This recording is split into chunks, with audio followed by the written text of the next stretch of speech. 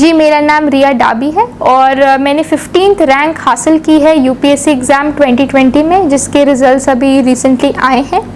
और आज मैं दिल्ली नॉलेज ट्रैक पे हूँ और मैं अपनी स्ट्रैटेजी के बारे में बताने आई हूँ कि प्रीलिम्स, मेंस और इंटरव्यूज़ यूपीएससी एग्ज़ाम में हमें कैसे प्रिपेयर करना है, इन चीज़ों के लिए कैसे प्रिपेयर करना है और क्या क्या आप स्ट्रैटेजीज़ यूज़ कर सकते हैं जिससे आप भी अच्छा परफॉर्म करिए।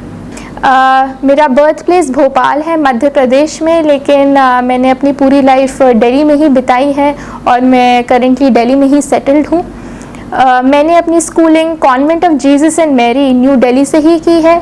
उसके बाद मैंने अपना बीए इन पॉलिटिकल साइंस किया था lady Shri Ram college for women in Delhi university से। 2019 में मेरा ग्रेजुएशन हुआ था और उसके बाद मैंने यूपीएससी एग्ज़ाम के लिए प्रिपरेशन स्टार्ट की थी एंड एग्ज़ाम 2020 में दी एंड 2021 में अभी रिज़ल्ट्स आए हैं। तो मैं अपनी स्ट्रैटेजी के बारे में बात करना चाहूँगी। सबसे पहले मैं प्रीलिम्स के बारे में बात करना चाहूँगी क्योंकि वो फर्स्ट फेज़ होता है इस एग्ज़ाम का।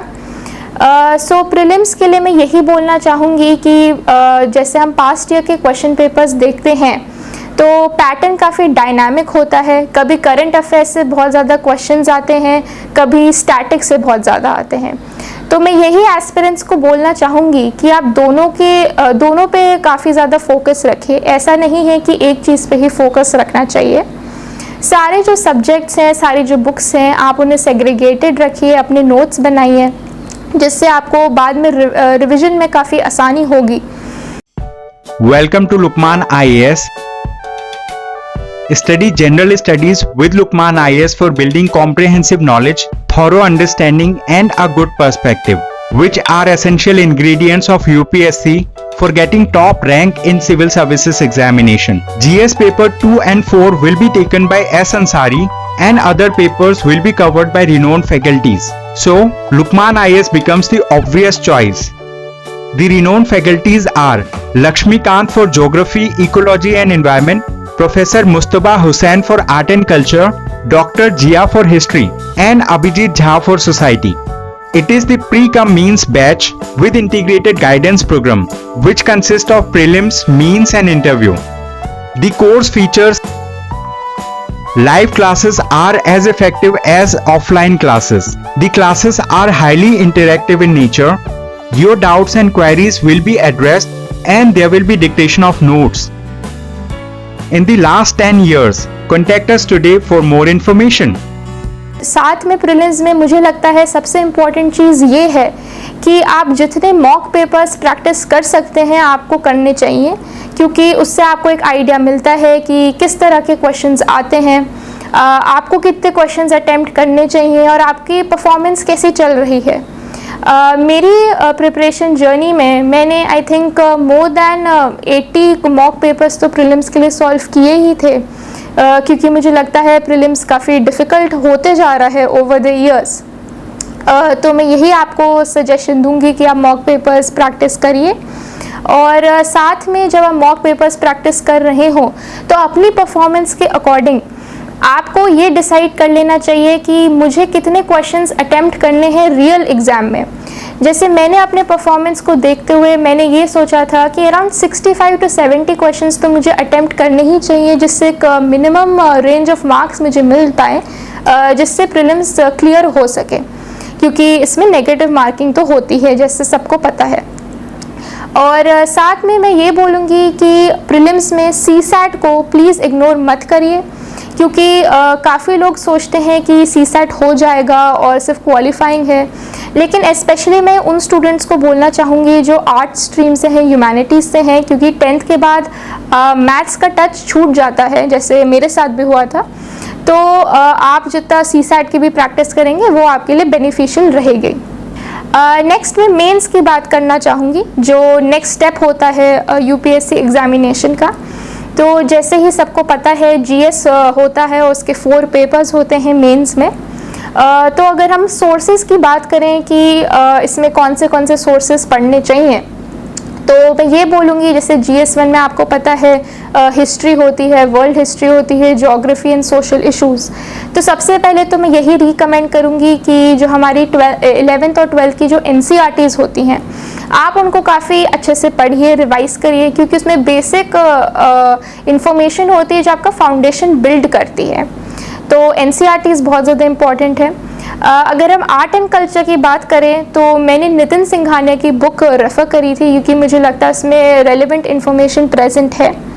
अगर ज्योग्राफी की बात करें तो मैंने 11th और 12th की NCERT ही रेफ़र करी थी, और साथ में टाटा मैग्रॉ हिल की एक बुक आती है, उन बुक्स ने भी मुझे हेल्प किया था।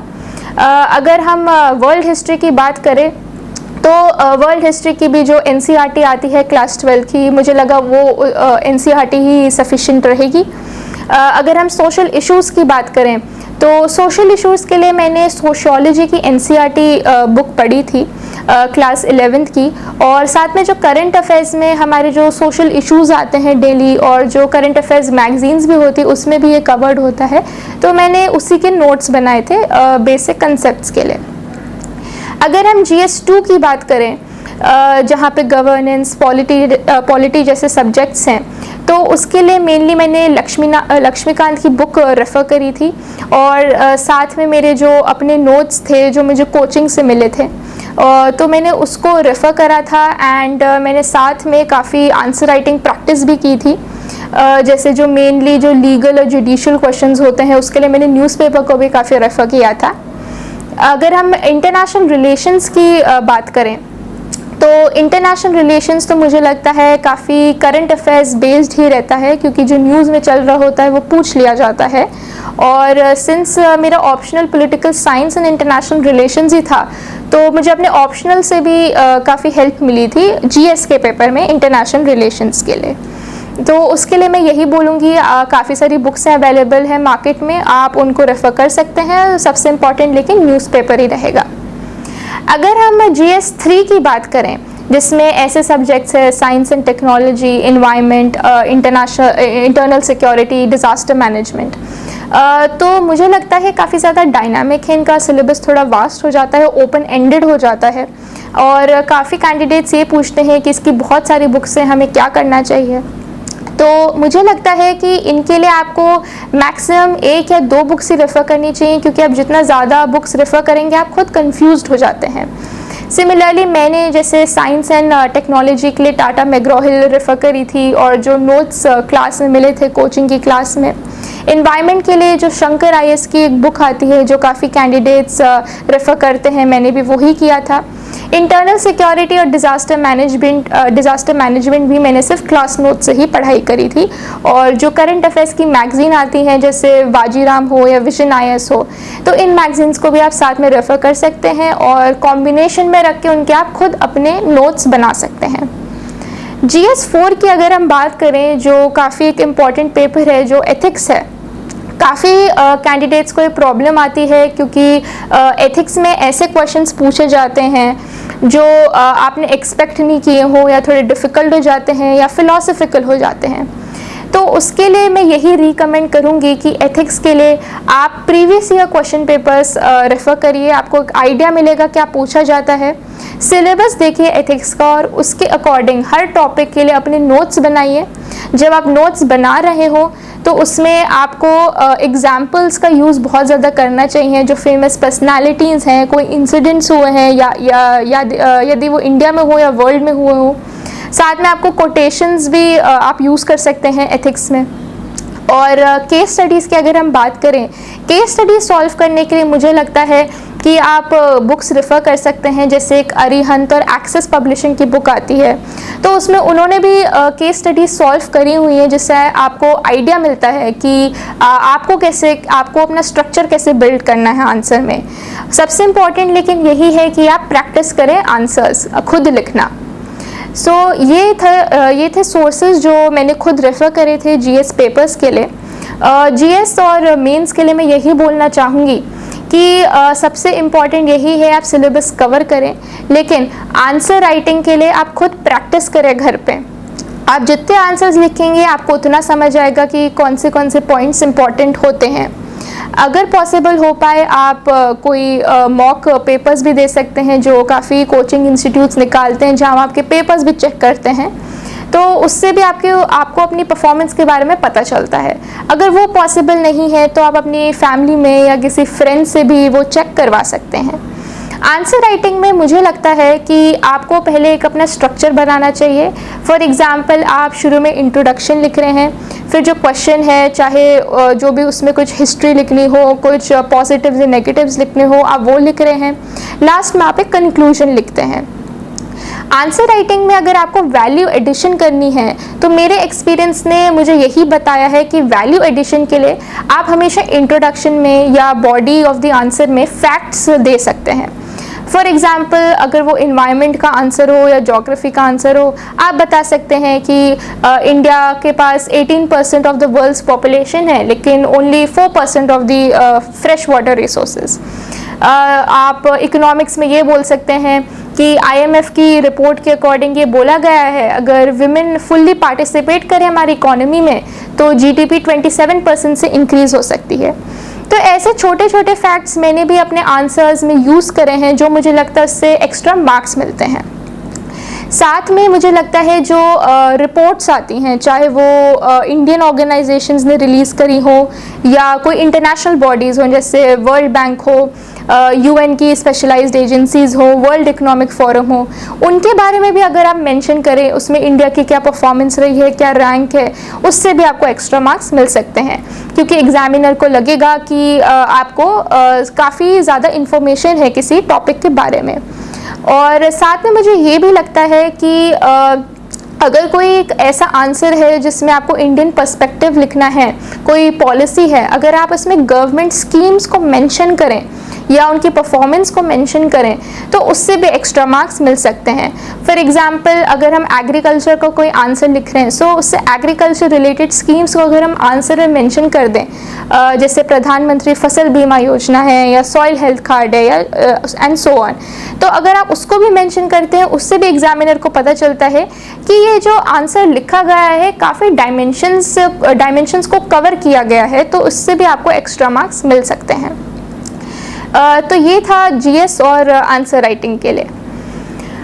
नेक्स्ट मैं यही बोलना चाहूँगी कि पूरे जैसे प्रीलिम्स या मेंस हो उसमें सबसे ज़्यादा इम्पॉर्टेंट करंट अफेयर्स होता है। तो मैं करंट अफेयर्स के बारे में बताना ये चाहूँगी कि कुछ लोग पूछते हैं कि हमें क्या सिर्फ न्यूज़पेपर पढ़ना चाहिए या करंट अफेयर की मैगजीन्स भी पढ़नी चाहिए। तो मुझे ये लगता है कि न्यूज़पेपर तो सबसे ज़्यादा इम्पॉर्टेंट है, उसका कोई रिप्लेसमेंट नहीं है। तो मैंने जैसे करा है तो मैंने द हिंदू और द इंडियन एक्सप्रेस दोनों न्यूज़पेपर्स ही मैं रोज़ पढ़ती थी और ख़ुद को अपडेटेड रखती थी। और द इंडियन एक्सप्रेस में रोज़ एक एक्सप्लेन्ड पेज आता है उसमें, और उसमें काफ़ी अच्छी इन्फॉर्मेशन होती है। सिमिलरली द हिंदू में संडे को एक FAQ वाला पेज आता है, वो भी बहुत इम्पॉर्टेंट होता है। साथ में लेकिन मैंने करंट अफेयर्स की मैगजीन्स भी रेफ़र करी हैं, जैसे विजन आइज़ की मैगज़ीन मुझे अच्छी लगती थी, उसमें काफ़ी चीज़ें कवर्ड रहती थी जो मे बी न्यूज़पेपर्स में नहीं आता है, तो वो भी मैंने साथ में रेफ़र करा है। करंट अफेयर्स को प्रिपेयर करने के लिए मैं ये सजेस्ट करूँगी कि अगर आपको कोई न्यूज़ इम्पॉर्टेंट लग रही है तो आप उसको कट कर सकते हैं, न्यूज़पेपर से स्टेपल कर सकते हैं, फाइल में रख सकते हैं या आप अपने नोट्स बना सकते हैं। बट सबसे इम्पॉर्टेंट चीज़ इस पूरी एग्जामिनेशन में ये है, वो है रिवीजन, क्योंकि सिलेबस इतना ज़्यादा वास्ट है, आप जितनी चीज़ें पढ़ते जाओगे आप उनको भूल भी सकते हो, तो आप जितनी बार रिवाइज करोगे उतना आपको माइंड में वो रहता जाएगा और आपको एग्जामिनेशन में वो हेल्प करेगा। तो मुझे लगता है रिवीजन सबसे ज़्यादा इम्पॉर्टेंट है। दूसरी चीज़ मैं ये बोलना चाहूँगी कि ऐसा मत करिए कि आप बहुत सारे सोर्सेज रेफ़र कर रहे हैं कि मैं ये बुक भी पढ़ लेती हूँ, ये बुक भी पढ़ लेता हूँ और ये चीज़ें उसने मुझे बताई है, ये भी हम पढ़ लेते हैं। मुझे लगता है कि अगर आप अपना जो सोर्सेज हैं उनको आप रिस्ट्रिक्ट कर सकते हैं। जैसे मैंने आपको बताया, मैंने भी कुछ कम सोर्सेज ही पढ़े हैं, बहुत ज़्यादा चीज़ें मैंने ऐसी नहीं पढ़ी हैं।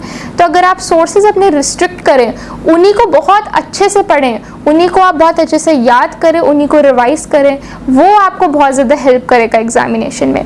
अगर आपने बहुत सारे सोर्सेज पढ़ ली हैं जहाँ अलग अलग इन्फॉर्मेशन लिखी है, आप खुद ही कंफ्यूज हो जाएंगे और आपको समझ नहीं आएगा कि मैं एग्जैक्टली लिखूँ क्या या क्या पढ़ूँ। तो मुझे लगता है कि अपने सोर्सेज आप रिस्ट्रिक्ट कर सकते हैं जो मेजर होते हैं, जैसे NCERTs है। नेक्स्ट मैं बात करना चाहूँगी हमारे जो ऐसे का पेपर होता है मेंस में। ऐसे की अगर हम बात करें तो ऐसे बहुत ज़्यादा स्कोरिंग होता है, और अगर आपको एक आइडिया आ जाए कि एक प्रॉपर ऐसे कैसे लिखना है, आपके मेंस के मार्क्स इंक्रीज़ हो सकते हैं। तो ऐसे के लिए मैं ये बोलना चाहूँगी कि सबसे इम्पॉर्टेंट तो यही है, आप प्रैक्टिस करें। आप प्रीवियस ईयर क्वेश्चन पेपर्स को देखिए कि कौन से टॉपिक्स जनरली पूछे जाते हैं। जैसे मैंने ऑब्ज़र्व किया है कि आधे क्वेश्चंस फिलोसफिकल होते हैं, कुछ कोटेशंस दिए जाते हैं, और आधे कुछ करंट अफेयर्स बेस्ड हो सकते हैं। तो मुझे लगता है कि आप इन कॉमन टॉपिक्स पे अपने अपने थोड़े नोट्स बना सकते हैं, कहीं आप उसके बारे में इंफॉर्मेशन इकट्ठा कर सकते हैं, जिससे वो आपको कोई भी ऐसे आए आप उसको यूज़ कर सकते हैं फ्यूचर में। फॉर एग्ज़ाम्पल कुछ कॉमन टॉपिक्स होते हैं, जैसे विमेन के बारे में हो, हेल्थ के बारे में हो, एजुकेशन हो, ग्लोबलाइजेशन हो, मीडिया के ऊपर हो, डेमोक्रेसी हो। ये चीज़ें, ये जो कीवर्ड्स होते हैं काफ़ी बार ऐसे टॉपिक्स में पाए जाते हैं। तो अगर इसके बारे में आपने थोड़ी इन्फॉर्मेशन कलेक्ट कर ली है, और तो आप उसको आसानी से यूज़ कर सकते हैं अपने एग्ज़ाम में। साथ में ऐसे में मुझे ये लगता है कि हमेशा से आपको हर ऐसे में एक स्ट्रक्चर मेंटेन करके रखना चाहिए। फॉर एग्ज़ाम्पल आप शुरू में कोटेशन का इस्तेमाल कर सकते हैं या कोई एनेक्डोट बता सकते हैं। उससे एग्जामिनर का स्टार्ट ही जब वो चेक करता है तो उसे बहुत अच्छा लगता है कि अच्छा ये स्टार्ट बहुत अच्छा हुआ है। उसके बाद आप हिस्ट्री इंट्रोडक्शन दे सकते हैं, जो भी आपको डायमेंशंस कवर करने हैं। डायमेंशंस भी आप ऐसे वास्ट रखिए कि उन्हें लगे कि आपका पर्सपेक्टिव बहुत वाइड है, जैसे पॉलिटिकल हो, इकोनॉमिक हो, कल्चरल हो, सोशल हो, इंटरनेशनल हो, एथिकल हो। ये सारे एस्पेक्ट्स आप कवर करेंगे तो बहुत अच्छा रहेगा। उसके बाद आप इंडियन पर्सपेक्टिव के बारे में भी बात कर सकते हैं, और वर्ल्ड में क्या चल रहा है उस टॉपिक से रिलेटेड, और फिर आप अपना ऐसे कंक्लूड कर सकते हैं। इसके अलावा ऐसे के लिए मुझे यही लगता है कि प्रैक्टिस बहुत ज़्यादा ज़रूरी है। तो आप प्रीवियस ईयर क्वेश्चन पेपर्स को सॉल्व कर सकते हैं, उन्हें चेक करवा सकते हैं, और मॉक पेपर्स भी सॉल्व कर सकते हैं। उससे ऐसे की बहुत ज़्यादा अच्छे से प्रैक्टिस हो जाती है। अगर मुझसे जैसे अगर पूछा जाए कि आंसर राइटिंग कब स्टार्ट करनी चाहिए प्रिपरेशन में, तो मैं ये बोलूँगी कि इमीडिएटली आंसर राइटिंग मत स्टार्ट करिए। जब भी आपने पढ़ना स्टार्ट किया है, या आपने कोचिंग ली है, या जो भी है, जब आपका एक majority portion of the syllabus cover हो चुका हो, जब आपको आइडिया लग चुका हो कि ये चीज़ें हैं, तब आप आंसर राइटिंग स्टार्ट करिए। क्योंकि जब आपको इन्फॉर्मेशन नहीं है, जब आपने पढ़ा नहीं है, आप आंसर राइटिंग अटेम्प्ट करेंगे तो अच्छे आंसर्स आप शायद ना लिख पाएँ और आप उल्टा डिसअपॉइंटेड हो जाएं।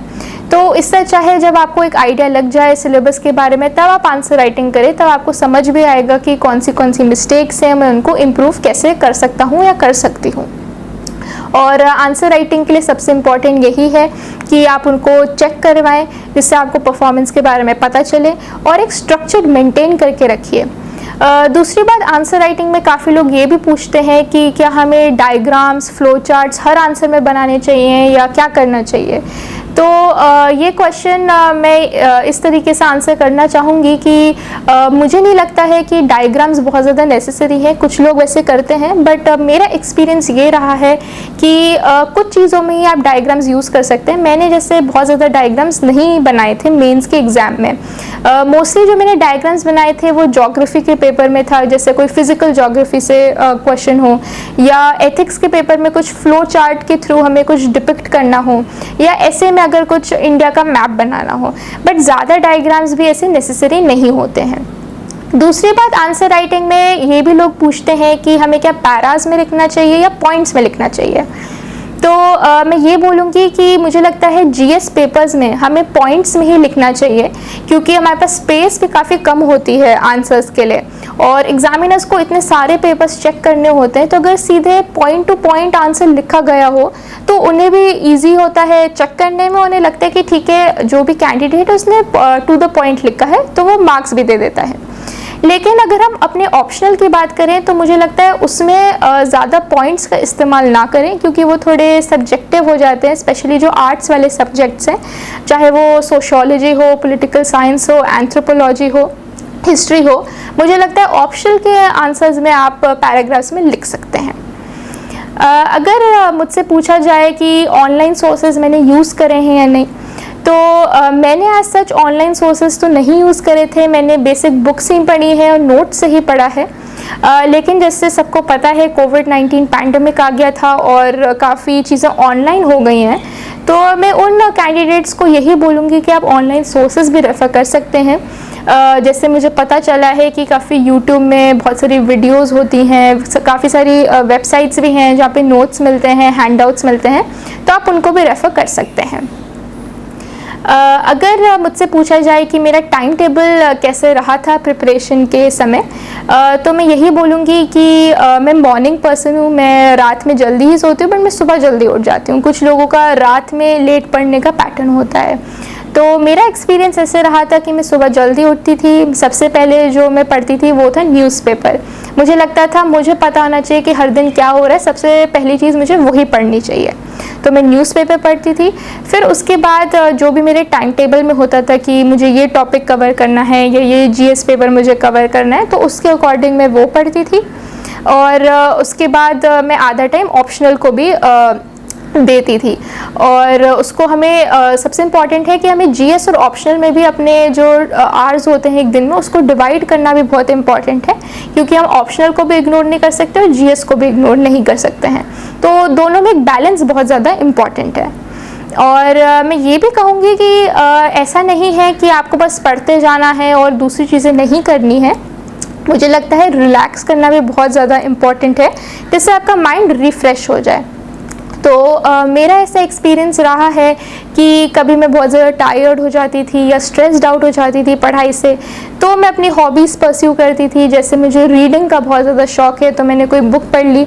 मुझे पेंटिंग का भी बहुत ज़्यादा शौक़ है, तो मैंने कुछ पेंटिंग बना ली। कभी कभी मैं एक छोटी सी नैप भी ले लेती थी, उससे भी हेल्प हो जाता है।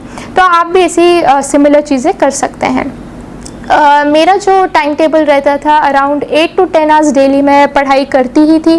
कभी कभी 12 to 13 आवर्स भी हो जाता था, डिपेंड करता था उस डे पे और उस दिन क्या क्या हमें कवर करना है। नेक्स्ट मैं बात करना चाहूँगी इंटरव्यू स्टेज का, जो फाइनल होता है यूपीएससी एग्जामिनेशन में। तो इंटरव्यू के लिए मैं यही बोलना चाहूँगी कि सबसे इम्पॉर्टेंट है आप अपना जो डैफ होता है उसको बहुत अच्छे से प्रिपेयर करें, क्योंकि मेजॉरिटी क्वेश्चंस आपके डैफ से ही पूछे जाते हैं।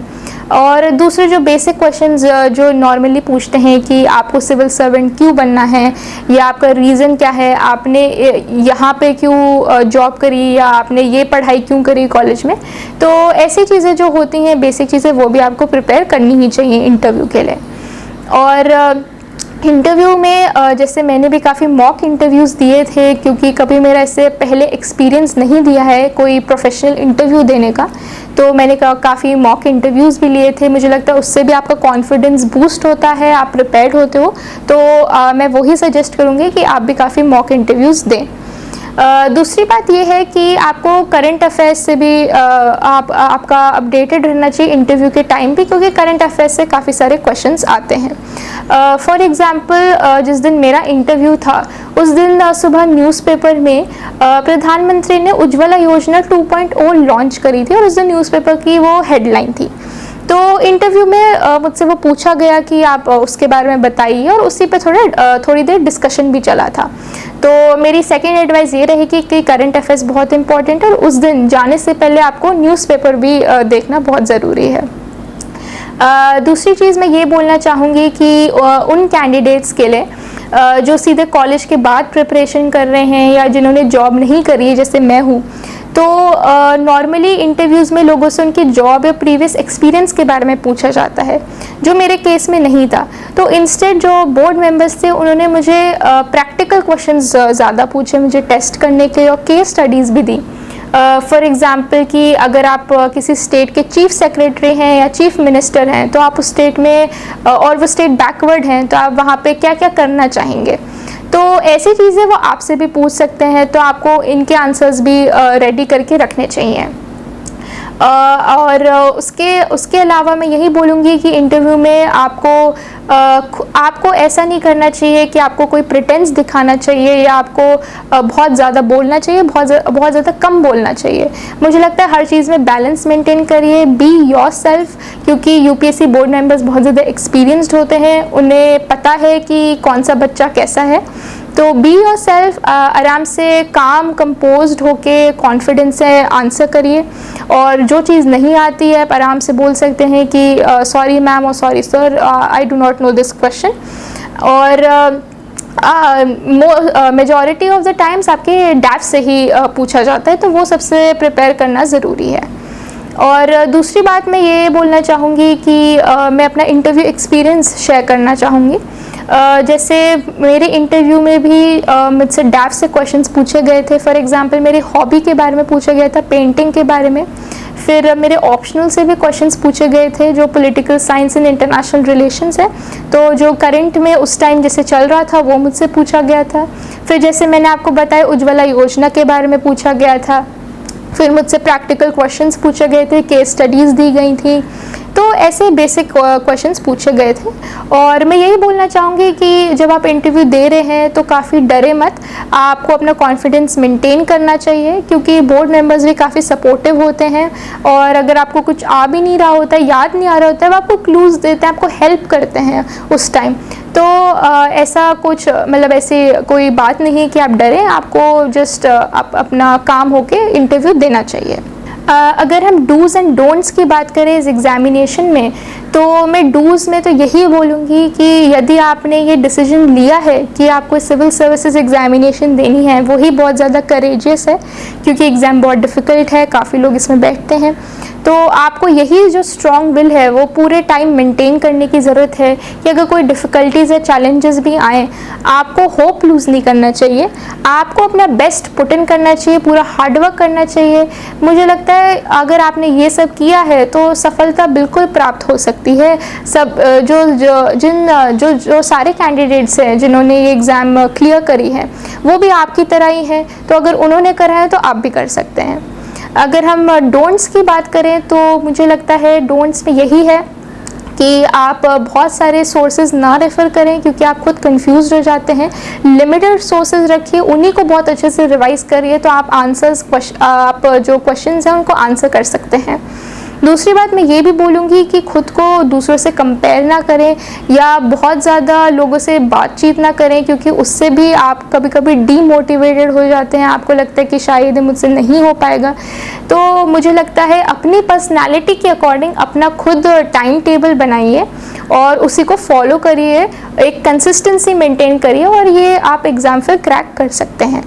तो जैसे मैंने सारे प्रीलिम्स, मेंस, इंटरव्यू के बारे में बताया है, तो सम अप करने के लिए मैं यही बोलूँगी कि इस एग्ज़ाम में कंसिस्टेंसी बहुत ज़्यादा रिक्वायर्ड है, क्योंकि सिलेबस बहुत वास्ट है। अगर आप छोटी छोटी चीज़ें रोज़ कवर करते जाएं, अराउंड 8 to 10 आवर्स रोज़ पढ़ें, तो सिलेबस भी कवर होगा और आपको खुद लगेगा कि हाँ मैं ये एग्ज़ाम क्लियर कर सकता हूँ। और दूसरी बात मुझे यही लगता है कि थोड़े सैक्रिफाइसेस करने पड़ते हैं, जैसे सोशल लाइफ थोड़ी रिड्यूस करनी पड़ती है, सोशल मीडिया से आप हट सकते हैं, क्योंकि काफ़ी बार उससे आपका टाइम वेस्ट हो जाता है, तो वो डिस्ट्रैक्टिंग भी हो जाता है। और साथ में आपको डिसिप्लिन मेंटेन करने की ज़रूरत है, क्योंकि अगर आप डिसिप्लिन नहीं रहेंगे, एक टाइम टेबल या एक टारगेट फॉलो नहीं करेंगे, तो थोड़ा डिफ़िकल्ट हो जाता है कि ये एग्ज़ाम क्लियर करने में। और दूसरी बात यह है कि आपको पेशेंस रखने की भी ज़रूरत है, क्योंकि इस एग्ज़ाम में पढ़ने में ही बहुत ज़्यादा टाइम लगता है, एग्ज़ाम देने में भी बहुत ज़्यादा टाइम लगता है, जो 3 फेजेस में डिवाइडेड है, तो पेशेंस भी बहुत ज़्यादा इम्पॉर्टेंट है। तो मुझे लगता है यदि आप अपना बेस्ट पुट इन करेंगे, अपना हार्ड वर्क देंगे, तो आप ज़रूर सफलता प्राप्त करेंगे। एंड मैं सारे कैंडिडेट्स को यही बोलना चाहूँगी, ऑल द बेस्ट।